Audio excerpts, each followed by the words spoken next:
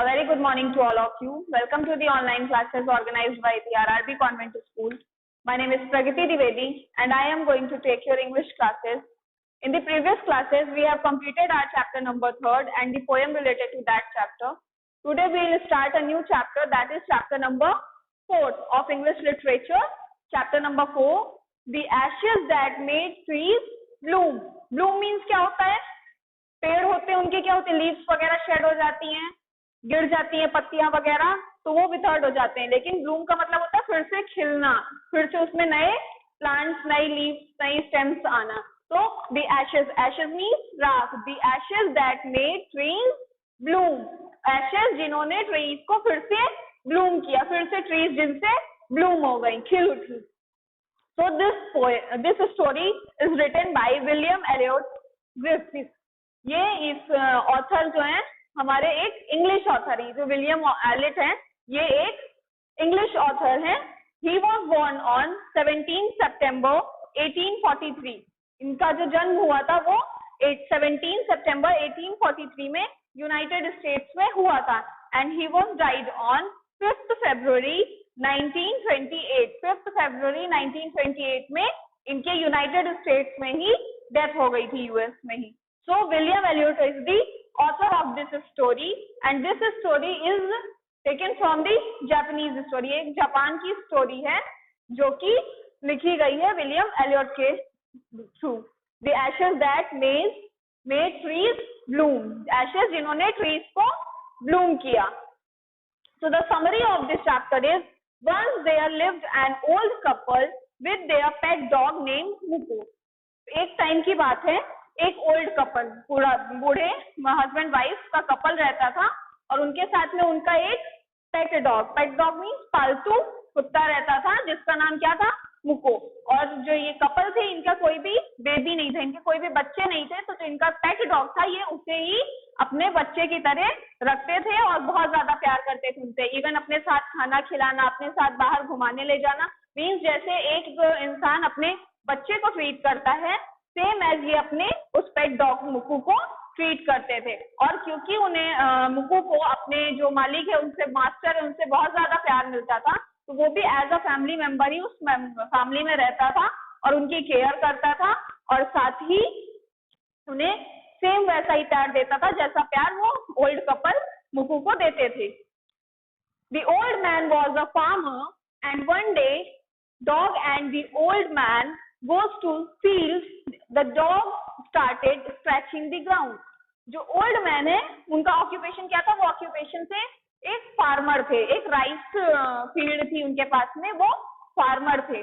और क्या कहते हैं कि वो डेली साथ में डॉग के साथ में अपनी फील्ड पे जाया करते थे.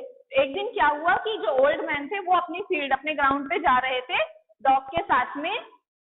तो क्या होता है कि वो दोनों जाते रहते हैं. फील्ड में क्या होता है, बहुत सारे हाइव्स वगैरह या बर्ड्स वगैरह होती हैं जो कि इंसेक्ट को खाती हैं, हमारी फील्ड को इंसेक्ट से बचाती हैं.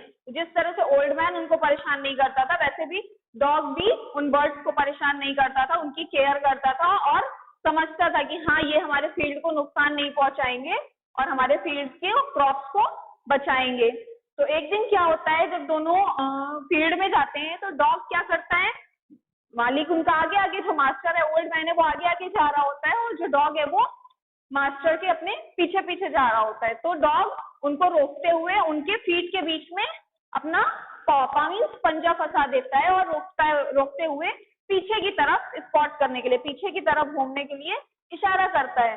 तो जो ओल्ड मैन है वो अपने डॉग, जो उनका बेटा जैसा डॉग है, उन्हें उसको प्लीज करने के लिए, खुश करने के लिए वो उसके साथ बैक डायरेक्शन में जाते हैं. जैसे ही कुछ दूर चल के डॉग क्या करता है, एक जगह पे रुक जाता है और क्या करता है, स्क्रैचिंग दी ग्राउंड. स्टार्टेड स्क्रैचिंग दी ग्राउंड. ग्राउंड को स्क्रैच करने लगता है, मीन्स अपने पंजों से खोदने लगता है. तो ये देख के जो ओल्ड मैन है वो भी अपने डॉग की हेल्प करते हैं. The old man helped him and found a pile of gold.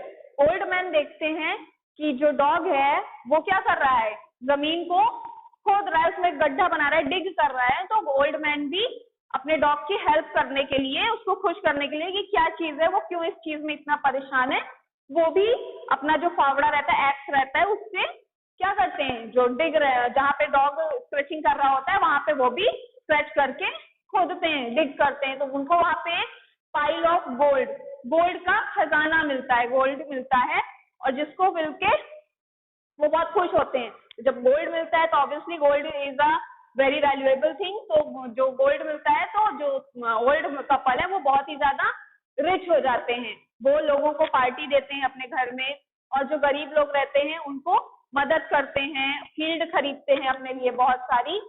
So there lived a wicked old man and his wife, they took the dog with them in the greed of getting gold. ये सब पता चलता है, लोगों की कोई story पता चलती है कि कैसे डॉग फार्मर को, जो ओल्ड मैन है, उन्हें लेके जाता है और स्क्रैचिंग करता है ग्राउंड पे, तो ग्राउंड से गोल्ड मिलता है। तो ये सारी चीजें सबको पता चलती है। तो उन्हीं उसी सिटी में, जहाँ पे विलेज में जहाँ पे ओल्ड मैन रहता था, वहां पे एक wicked old man, wicked means लालची या बुरा आदमी जिसे कह सकते हैं, विकेड ओल्ड मैन, और उसकी वाइफ भी वहां पे रहते थे। तो वो क्या देखते हैं, वो जब उन्हें सारी चीजें पता चलती है तो वो भी लालच से कि उन्हें भी, वो भी डॉग को लेके आएंगे, डॉग उन्हें भी किसी जगह पे ले जाएगा, स्ट्रेच करेगा तो उन्हें भी गोल्ड मिल जाएगा, तो इस लालच में वो डॉग को लेके आते हैं अपने यहाँ पे, और उसके सामने बहुत अच्छे अच्छे खाना सर्व करते हैं, बहुत अच्छा अच्छा खाना सर्व करते हैं कि जिससे डॉग खुश होके उनके लिए भी वो सारी चीजें करे। पर डॉग उन खाने को हाथ भी नहीं लगाता है। फिर वो क्या करते हैं, जबरदस्ती डॉग को अपने ग्राउंड की तरफ लेके जाते हैं, अपनी जो उनकी फील्ड होती है उसकी तरफ लेके जाते हैं। रास्ते में क्या होता है, एक पेड़ के नीचे ही डॉग स्क्रैच करना शुरू कर देता है। तो जैसे एक डॉग स्क्रैच करना स्टार्ट करता है, जो वो विकेड हस्बैंड और वाइफ थे, जो ग्रेडी हस्बैंड वाइफ थे, जो बहुत लालची थे और बुरे थे, वो क्या करते हैं, बहुत खुश हो जाते हैं, एकदम से अंदर से खुश हो जाते हैं, प्लीज्ड हो जाते हैं कि वाह, अब तो हमें भी गोल्ड मिल जाएगा और हम भी बहुत रिच हो जाएंगे। और वो बहुत जल्दी जल्दी वो भी वहां पे डिग करने लगते हैं होल। तो जब वो डिग करते हैं होल, तो वो क्या देखते हैं कि वहां पे गोल्ड के प्लेस पे क्या मिलता है उन्हें, एक मरी हुई बिल्ली का लाश मिलती है, डाइड कैट की बॉडी मिलती है जो वहां पे ब्यूरिड थी। ये देख के वो बहुत ज्यादा गुस्से में आ जाते हैं, बहुत ज्यादा एंगर में आ जाते हैं, और वो क्या करते हैं, they killed the dog when they got nothing. जब उन्हें कुछ नहीं मिलता है और उसकी जगह पे उन्हें क्या मिलता है, मरी हुई एक कैट की बॉडी मिलती है, तो वो बहुत ज्यादा गुस्से में आ जाते हैं और उसी गुस्से में डॉग को मार देते हैं। They killed the dog. The incident of dog's death reached to the ears of the old couple and they started mourning. Mourning means शोक मनाना। तो जो डॉग को वो मार के, और उसी होल में, जिस होल में वो कैट की बॉडी मिलती है, जिस डिग किए रहते हैं जो गड्ढा, उसमें उसी होल में उसे दफना देते हैं उस डॉग को। जब ये बात, ये इंसिडेंट की डॉग की डेथ का, कि डॉग मर गया है या उसको मार दिया गया है, ये इंसिडेंट वहां के जो ओल्ड कपल जिनका डॉग था उनको पता चलती है, तो वो बहुत ज्यादा दुखी होते हैं और रोने लगते हैं। क्यों? क्योंकि वो उन्हें, उस डॉग को अपने बच्चे की तरह पाले थे, अपने बच्चे की तरह मानते थे, कोई ये पालतू जानवर की तरह नहीं। तो वो बहुत ज्यादा रोने लगते हैं और जहाँ पे उसे दफनाया गया होता है वहां पे जाके मोर्निंग शोक मनाने लगते हैं और प्यारे प्यारे नाम प्यार से बहुत बुलाने लगते हैं कि किसी नाम से तो वो उठ के उनसे बोले। तो ये पार्ट है, फर्स्ट पार्ट हमारी स्टोरी का। इसमें यही होता है, पूरी डॉग की स्टोरी मीन्स लालची व्यक्ति कैसे एक डॉग को मार दिया। One day, the spirit of the dog appeared in the dream of an old man and asked him to do something.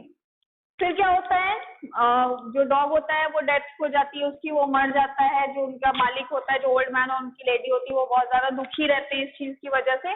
एक दिन रात में जब ओल्ड मैन सो रहा होता है तो उसके ड्रीम में, ड्रीम मीन्स सपने में, स्पिरिट, स्पिरिट मीन्स आत्मा, डॉग की जो आत्मा होती है वो आती है और उन्हें कुछ करने के लिए बोलती है। क्या करने के लिए बोलती है? उन्हें बोलती है कि वो जो जिस पेड़ के नीचे, जो पाइन ट्री थी, जिस पेड़ के नीचे उस डॉग को दफनाया गया था, ब्यूरी किया गया था, उसी पेड़ की जो स्टेम्स हैं या बार्क्स हैं उसको कट करके एक क्या बनाने के लिए बोला गया था, विंड मील बनाने के लिए, मैजिक मील बनाने के लिए और एक मोल्ड बनाने के लिए बोला गया था। और वो किस लिए? मोल्ड मीन्स होता है ओखली टाइप का, जिसमें एक बोल होता है और एक हैमर होता है जो किसी चीज को कूटने के काम आता है। और मील मीन्स चक्की, तो सभी को पता होगा, या ग्राइंडर, कुछ पीसने के लिए। तो वो बनाने के लिए बोलता है। मेहनत तो इसमें बहुत लगती है, लेकिन क्यों? क्योंकि ये ड्रीम आई थी और भी उनके प्यारे डॉग की ड्रीम थी। तो ओल्ड मैन जो था वो जाते हैं, पेड़ को काटते हैं और बड़ी ही मेहनत से वो बोल बनाते हैं और एक हैमर बनाते हैं और साथ में एक मील का भी इंतजाम करते हैं। ये अपनी सारी विश को पूरा करने के लिए, जो भी उनके डॉग की विश थी उसको पूरा करने के लिए वो ये सारी चीजें करते हैं। The man followed the wish of the dog, उन्होंने उनके जो डॉग की विश थी उसको फॉलो करते हुए जो जो उन्होंने बोला डॉग ने, वो सारी चीजें वो करते गए। फिर क्या होता है, न्यू ईयर इवनिंग आती है, तो जो ओल्ड मैन है वो सोचते हैं कि उसने तो सिर्फ ड्रीम में उतना ही बताया था कि उन्हें एक ओखली और एक चक्की बनानी है, तो जो वो सोचते हैं कि क्यों ना न्यू ईयर के लिए वो राइस पेस्ट्री बनाए। तो जब राइस पेस्ट्री बनाने के लिए वो राइस को उसी मोल्ड में डालते हैं कि जिससे वो उसे एक डो बना लें, उसे ग्राइंड करके एक डो बना लें। तो क्या होता है, वो जैसे ही वो डो बनाने लगते हैं, उसको रब करते हैं, उसमें से वो गोल्ड में कन्वर्ट हो जाता है। जैसे ही वो डो बन के रेडी होता है और वो पेस्ट्री को बेक करने के लिए रखते हैं, तो पेस्ट्री की जगह पे वहां पे किस पे कन्वर्ट हो जाता है, गोल्ड में कन्वर्ट हो जाता है। और जैसे ही उनकी वाइफ सॉस बनाने के लिए ग्राइंडर में चीजें डालती हैं, तो वो एक ब्यूटीफुल और टेस्टी सॉस बन जाता है। तो ये सारी चीजें जो क्या कहते हैं उनके वही विकेड नेबर्स थे जिन्होंने उनके डॉग को मारा था, वो ये सारी चीजें विंडो से देखते हैं कि इनके घर में सिर्फ उस मोल्ड की वजह से और उस मील की वजह से ये फिर से एक बार रिच होते जा रहे हैं। तो फिर से वो जेलसी में the jealous neighbour again tried to get rich but they failed, वो लोग फिर से वही काम करते हैं, वो जाते हैं और उनसे उनकी ओखली और जो मील होती है उसे मांग के ले आते हैं। और जब वो पेस्ट्री बनाना स्टार्ट करते हैं और सॉस बनाना स्टार्ट करते हैं, तो वहां पे गोल्ड और सॉस की जगह पे उन्हें वॉर्म कीड़े मकोड़े मिलने लगते हैं, कीड़े मकोड़े बरसने लगते हैं ऊपर से गोल्ड की जगह पे। तो इससे उन्हें बहुत ज्यादा गुस्सा आता है फिर से एक बार, और जैसे कि पिछली बार उन्होंने उनके डॉग को मार दिया था, तो इस बार वो क्या करते हैं कि उनकी जो चक्की और ओखली है उसे क्या करते हैं, तोड़ देते हैं, क्योंकि वो लकड़ी की बनी हुई होती है, उसे टुकड़े टुकड़े में कर देते हैं। दे कट इट इनटू पीसेस, टुकड़े में काट देते हैं और उसे जलाने के काम में ले लेते हैं। तो ये चीज फिर क्या होता है, the old man dreamed again, old man को फिर से सपना आता है और उसे सपने में वो डॉग बताता है, डॉग की जो स्पिरिट है वो बताती है कि जो तुम्हारी ओखली और जो तुम्हारी मील थी उसे तोड़ दिया गया है, उसे पीसेस में तोड़ के उसे जलाने के काम में लाया जा रहा है। और ये भी बोलता है and asked it to take the ashes to the tree to make them bloom, और कहता है कि जो लकड़ियां तो अब जल गई हैं, लेकिन जो उसकी एशेज है, एशेज मीन्स राख है, लकड़ी जलाने के बाद जो राख जो पाउडर मिलता है, उसे बोलता है कि उसे आप ऐसी ट्रीज के पास में ले जाइए जो ट्रीज ब्लूम नहीं करते हैं, जो पेड़ सूख गए हो या हरे भरे नहीं हो, जिनमें खिलते ना हो फल या फ्रूट्स नहीं आते हो, उस ट्रीज में ले जाइए जिससे कि वो ब्लूम कर सके, वापस से खिल सके। तो ओल्ड मैन वैसा ही करता है। जब वो दूसरे दिन जाता है तो देखता है कि जो उनके ग्रीडी नेबर्स या जो जेलस नेबर्स रहते हैं, जो उनसे जलन करते हैं बिकॉज वो बहुत ज्यादा रिच हो गए हैं और वो पुअर ही रह गए हैं, तो वो क्या करते हैं, जाते हैं उन नेबर्स के पास में, तो देखते हैं कि वो नेबर और जो उनकी वाइफ है वो बैठ के आग के सामने, और वही लकड़ियां जिस लकड़ियों से मील बनी हुई थी उसी लकड़ियों से आग के सामने बैठे हुए हैं और खुद को वार्म कर रहे हैं, गर्म कर रहे हैं। तो वो कुछ नहीं बोलता है, ना ही लड़ाई करता है जो ओल्ड मैन है, वो बस जाता है और बोलता है कि मुझे 1 बकेट ऐश चाहिए, मुझे 1 बाल्टी राख चाहिए, वो मुझे मिल सकती है। तो इतना दिमाग नहीं लगा पाते हैं जो जेलस नेबर है, वो सीधे बोल देते हैं या okay you can take it, आप इसे ले सकते हैं। और ओल्ड मैन वहां से बकेट में एशेस भरता है और लेके उसे ट्री के पास में आता है और सारे ट्रीज में स्प्रिंकल कर देता है, छिड़क देता है। कुछ टाइम बाद क्या होता है कि जो ट्रीज पे एशेस पड़ी होती है वो सारी ट्रीज क्या हो जाती हैं, ब्लूम कर जाती हैं, खिली खिली हो जाती हैं। तो ये सारी चीजें जब क्या कहते हैं कि पता चलती है, ये सारी स्टोरी पूरे शहर में फैलती है, तो king the old man climbed on a tree, जो ओल्ड मैन है, एक चेरी ट्री रहती है, वहां पे कभी भी चेरीज वगैरह नहीं आती है, ना ही कोई फ्लावर ना कोई फ्रूट्स आते थे, लेकिन जब से ऐश पड़ी थी, जो डॉग की एशेस थी, जो विंड मिल की एशेस थी या मिल की एशेस थी, वो सारी एशेस जब पड़ी ट्रीज में वो ब्लूम होने लगी। जिस दिन ब्लूम होने वाली थी तो उस दिन जो ओल्ड मैन था वो उस ट्री के ऊपर चढ़ गया और जो बाकी के विलेजर्स थे वो set out to go down, वो भी वेलकम करने के लिए, डायमोस का वेलकम करने के लिए वो सारे लोग नीचे खड़े थे किंग के सामने, और बाकी जो ओल्ड मैन था वो पेड़ के चेरी ट्री के ऊपर चढ़ जाता है। So this was the whole story of a dog and the old man, कि कैसे एक डॉग अपने मालिक के लिए, अपने मास्टर के लिए कितना ज्यादा फेथफुल है, कितना ज्यादा केयरिंग है। Even he tries the best thing for his master. Dog एक सबसे ज्यादा फेथफुल और सबसे ज्यादा केयरिंग एनिमल है हमारे प्लेनेट पे। इवन जो मैन का सबसे बेस्ट फ्रेंड है आज की डेट पे भी वो एक डॉग है। He is the most faithful animal. So in the whole story revolves around the dog and the old man and the jealous neighbours. जो विकेट नेबर्स थे उनके और जो ओल्ड मैन और डॉग है उनके बीच में ये पूरी स्टोरी रिवॉल्व कर रही थी। जो डॉग था वो ओल्ड मैन का बहुत ही प्यारा था। दोनों साथ में आते जाते थे, साथ में खाना खाते थे, साथ में ही रहते थे, फील्ड में भी साथ में जाते थे। फील्ड में क्या होता है, डॉग स्क्रैच करता है तो ओल्ड मैन को क्या मिलता है, एक पाइल ऑफ गोल्ड मिलता है, खजाना मिलता है सोने का।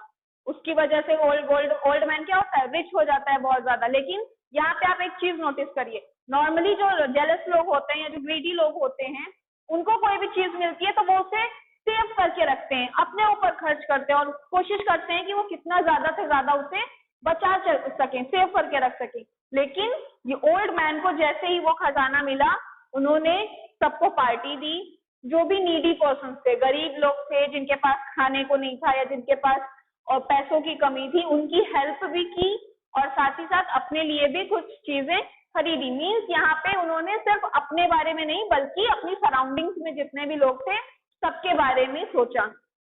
सो being a nice person you have to think everybody around you. मैं ये नहीं बोल रही कि आप सबकी हेल्प करो या सबकी क्या कहते हैं कि सबको पैसे से, या सबको कोई इतना रिच नहीं होता कि सबकी पैसे से हेल्प कर सके, बट किसी ना किसी वे में आप लोगों की हेल्प कर सकते हो। So you must always help others. हमेशा दूसरों की मदद करिए और आपको कभी भी लालची, ग्रीडी नहीं होना चाहिए, क्योंकि ग्रीडी होने से आपको अच्छा कुछ नहीं होता है, आपके साथ बुरा ही होगा। लालच में ही तो था जो विकेट कपल थे, सिर्फ लालच में ही उन्होंने इतने प्यारे डॉग को मार दिया क्योंकि उन्हें डॉग वो गोल्ड नहीं दे पाया। उन्होंने फिर जो मेल मिली थी उसे भी उन्होंने सिर्फ इसी गुस्से में तोड़ दिया क्योंकि फिर से उनकी लालच पूरी नहीं हो सकी। तो एट लास्ट क्या हुआ, डॉग तो अपने मालिक के लिए कुछ ना कुछ अच्छा करता ही रहा, जब तक वो जिंदा था तो भी, मर गया तो भी, बट जो ग्रीडी पीपल थे उनके लिए तो कुछ भी नहीं हुआ। वो पहले भी वैसे थे और आज भी वैसे ही हैं, और पूरी स्टोरी जब विलेजर्स को पता चली तो वो भी उनको बुरा ही कह रहे थे, कोई अच्छा नहीं कहा।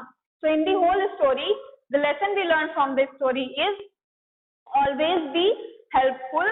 और कभी भी रिच होने के लिए, अमीर बनने के लिए हमें लालच का सहारा नहीं लेना चाहिए। आप एफर्ट्स करिए, मेहनत करिए और फिर आप कुछ भी पा सकते हैं, but don't try to take anyone other thing. किसी दूसरे की चीजों को लेके या किसी दूसरे के तरीके को अपना के अगर आप चाहेंगे कि आप रिच हो जाएं, आप बहुत बड़े बन जाएं, so you can't be that. Okay, so thank you all of you. We'll meet in our next lecture.